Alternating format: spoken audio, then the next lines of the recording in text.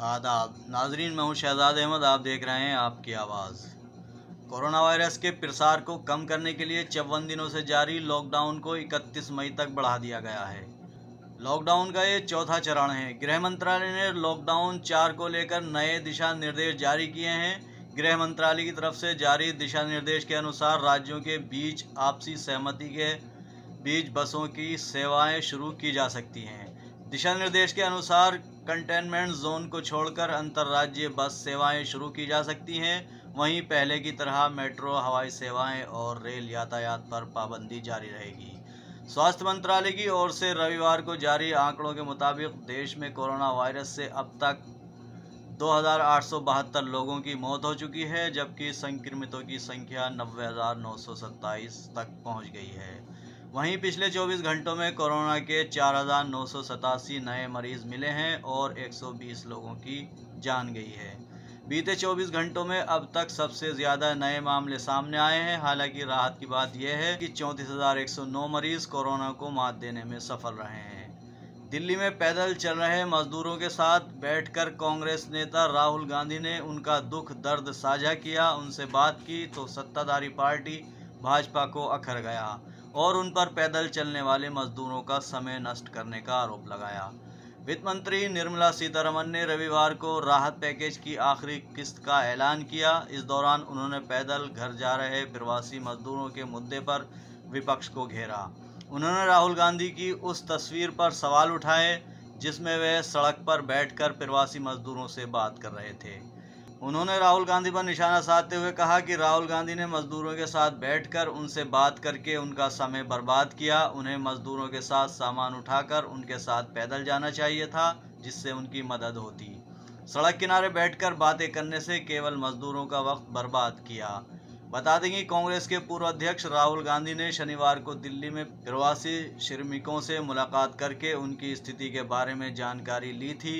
राहुल गांधी के संदर्भ में वित्त मंत्री सीतारमण की टिप्पणी पर कांग्रेस ने पलटवार किया। कांग्रेस प्रवक्ता रणदीप सुरजेवाला ने वित्त मंत्री पर निशाना साधते हुए पूछा, निर्मला जी, आदरणीय मोदी जी, क्या मजदूर की बेबसी आपको ड्रामेबाजी लगती है? देश के मजदूरों, श्रमिकों और कामगारों का अपमान मत कीजिए। राहुल जी मजदूरों का दर्द बांटने गए थे। अगर दर्द बांटना अपराध है तो हम ये बार बार करेंगे। क्या गूंगी बहरी सरकार को मजदूरों की पीड़ा और व्यथा से अवगत करवाना अपराध है? अगर ये अपराध है तो कांग्रेस पार्टी ये अपराध बार बार करेगी। राहत के मलहम की जगह घाव पर नमक छिड़कना बंद करें। ये मजदूर हैं, मजबूर नहीं। उधर उत्तर प्रदेश के ज़िला औरैया में शनिवार सुबह तड़के हुई ट्रक दुर्घटना में घर लौट रहे प्रवासी मजदूरों की मौत को लेकर विपक्षी दलों ने मोदी सरकार पर हमला बोला है। इस घटना में 24 मजदूरों की मौत हो गई थी और 36 लोग घायल हो गए थे। घायलों को इलाज के लिए जिला अस्पताल और सैफई के PGI में ले जाया गया, जहां उनका इलाज चल रहा है। उत्तर प्रदेश के पूर्व मुख्यमंत्री और समाजवादी पार्टी के अध्यक्ष अखिलेश यादव ने घटना पर गहरा दुख जताते हुए अपने ट्वीट में लिखा, सब कुछ जानकर, सब कुछ देखकर भी मौन धारण करने वाले हृदयहीन लोग और उनके समर्थक देखें कब तक इस उपेक्षा को उचित ठहराते रहेंगे। ऐसे हादसे मृत्यु नहीं, हत्या हैं। अखिलेश ने कहा कि समाजवादी पार्टी प्रदेश के प्रत्येक मृतक के परिवार को 1 लाख रुपए की मदद पहुंचाएगी। उन्होंने बीजेपी से इस घटना की नैतिक जिम्मेदारी लेने और राज्य सरकार द्वारा मृतकों को 10 लाख रुपए की राशि देने की मांग की। कांग्रेस के पूर्व अध्यक्ष राहुल गांधी ने मजदूरों की मौत पर संवेदना व्यक्त की और घायलों के जल्द स्वास्थ्य होने की कामना की है। कांग्रेस महासचिव प्रियंका गांधी वाड्रा ने कहा कि औरैया की हृदय विदारक घटना से एक बार फिर ये प्रश्न खड़ा कर दिया है कि आखिर सरकार क्या सोचकर इन मजदूरों के घर जाने की समुचित व्यवस्था नहीं कर रही है। प्रदेश के अंदर मजदूरों को ले जाने के लिए बसें क्यों नहीं चलाई जा रही हैं। प्रियंका ने कहा कि या तो सरकार को कुछ दिख नहीं रहा या ये सब कुछ देखकर भी अनजान बनी हुई है। क्या सरकार का काम सिर्फ बयानबाजी करना रह गया है? कोरोना वायरस की वजह से राष्ट्रव्यापी लॉकडाउन प्रवासी मजदूरों पर कहर बनकर टूट रहा है। कई दिनों से पैदल चलते प्रवासी मजदूरों का सब्र का बांध भी अब टूटता जा रहा है। उत्तर प्रदेश के कोसी कला में हरियाणा और दिल्ली से आ रहे 10 से 12,000 मजदूर शेल्टर होम से निकलकर अचानक सड़क पर आ गए और शिकायत करने लगे कि व्यवस्था खराब है, जल्दी ही घर जाना है। बड़ी तादाद में भूखे प्यासे मजदूरों ने नेशनल हाईवे पर लगे बैरिकेड को तोड़कर दौड़ लगाना शुरू कर दिया। हजारों की संख्या में दौड़ लगाते परेशान और बेचैन इन मजदूरों को पुलिस और प्रशासन पर ना ही भरोसा है और ना ही किसी तरह का डर। ये किसी भी हाल में अपने घर जाना चाहते हैं। भले ही उत्तर प्रदेश सरकार इन मजदूरों को उनके घर तक पहुंचाने के लिए लाख व्यवस्थाओं का दावा कर रही हो, लेकिन ये तस्वीरें खुद बयान कर रही हैं कि जो सरकार और प्रशासन द्वारा व्यवस्था की गई है वह ऊंट के मुंह में जीरे के समान है। कई दिनों से बॉर्डर पर पड़े श्रमिकों को ना तो खाना मिल रहा है और ना ही पानी।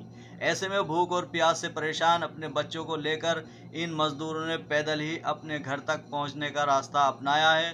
प्रशासनिक अधिकारी सिर्फ व्यवस्थाओं का दावा करते नजर आ रहे हैं, लेकिन जमीन पर यह व्यवस्था बोनी साबित होती नजर आ रही है।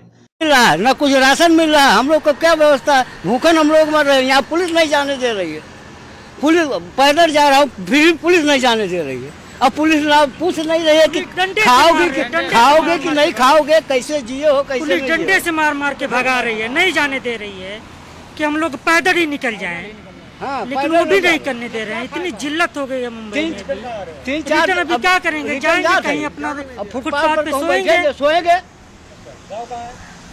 उत्तर प्रदेश है। हाँ, अरे साहब हम लोग 10 जन है और न कुछ खाना खाए और न पानी पिए खाए। हाँ, और पुलिस डंडा मार रही है, पैदल नहीं जा दे रही साहब। अब बताओ हम लोग को कोई भोजन देने वाला है कि एक लोग को एक टाइम पे खाना दे दे कोई? हाँ, सरकार कहते है कि हम बांट रहे हैं, अब यहाँ हम लोग को कुछ नहीं मिल रहा है। कभी कुछ भी नहीं मिला, कुछ भी नहीं मिला। हाँ, हम लोग भूखे मर रहे हैं। 2-3 रोज पर एक रोज कहूँ का कुछ बना खाई, इसमें कुछ नहीं है। ये कपड़ा है खाली चादर वादर, यही और क्या है साहब? कुछ नहीं है। निकल जाते हैं, कहते हैं सरकार दे रही, सरकार क्या दे रही? कुछ नहीं दे रही है। बांटते हैं, वही खा लेते हैं। न कुछ खाने का व्यवस्था, न कुछ। कोई सरकार नहीं कर रही है साहब, कोई सरकार नहीं कर रही है। हम लोग को तो भूखे मर रहे हैं। जो 3 रोज पे खाना खाया हूँ एक टाइम, और फिर भी पैदल जा रहा हूँ। तो उधर केला वेला दिए, खाना दिए तो थोड़ा खाया। हाँ, अब प्रशासनिक अधिकारी कागजों पर स्थिति नियंत्रित दिखा रहे हैं, लेकिन वास्तविकता इससे कोसों दूर है। मजदूरों के लिए व्यवस्था का खासा अभाव देखने को मिल रहा है। खाने और पानी के लिए मजदूर तड़प रहे हैं। ऐसे में सवाल यही खड़ा होता है कि अगर सभी व्यवस्थाएं ठीक थी तो हर तरफ अफरा तफरी का माहौल क्यों नज़र आ रहा है। आज बस इतना ही। देखते रहिए आपकी आवाज़। हमारे चैनल को सब्सक्राइब करना ना भूलें। ज़्यादा से ज़्यादा लाइक कीजिए, अपने कमेंट्स भी दीजिए। शुक्रिया।